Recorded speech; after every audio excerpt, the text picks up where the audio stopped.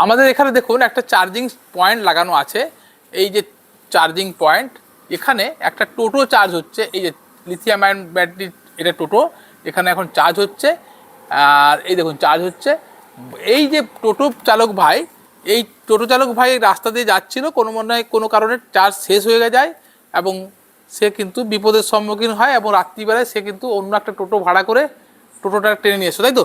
তো তুমি এখন বলো আমাকে, এই যে চার্জিং সিস্টেমটা এখন দেখলে, এই সিস্টেমটা কেমন লেগেছে? না ভালো।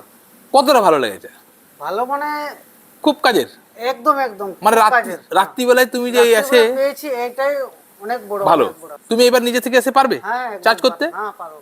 আর আমি তোমাকে দেখালাম তো কোথায় কোথায় চার্জিং স্টেশন আছে। আমরা অনেক জায়গায় কিন্তু বসিয়ে দিয়েছি, ফলে কোনো অসুবিধা হবে কি? না না না, এই তো লোকেশন তো সব চেক করে নিলাম। চেক করে নিয়েছো, ব্যাস। পেমেন্ট করতে পারবে তো? কারোর দরকার হবে কি? না। মানে কেউ যদি বসায় তাহলে তোমাদের খুব ভালো হবে তো? ভালো হবে, ভালো হবে। মানে নিশ্চিন্তে আরো বেশি ভাড়া খাটতে পারবে? আরামসে পারবো। আরো বেশি ভাড়া কাটতে পারবে, তাই তো? হ্যাঁ। আর এইটা মানে এইটা তুমি কি বলবে যে অনেকের বসানো উচিত নাকি? বসানো উচিত। কোনো খাওয়ার দোকানে বসাতে পারে?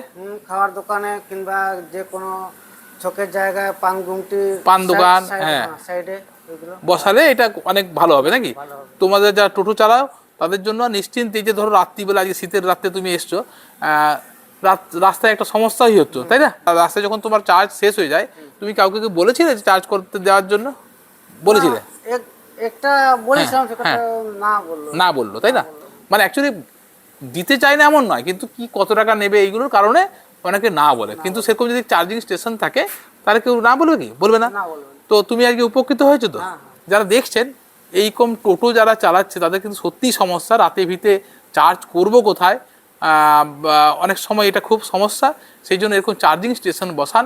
এইরকম চার্জিং স্টেশন থাকলে কিন্তু রাতে ভিতে, দেখুন আমরা এখানে বাইরেই, আমরা কিন্তু এখানে রাস্তার বাইরের দিকে দিয়েছি যাতে যে কেউ এসে স্ক্যান করে এবং চার্জ করতে পারে তার টোটো। এই দেখুন এখানে কিন্তু এই যে স্ক্যানার আছে, এখানে এই যে তার দিয়ে এখানে বোর্ড লাগানো আছে, এই বোর্ড লাগানো আছে।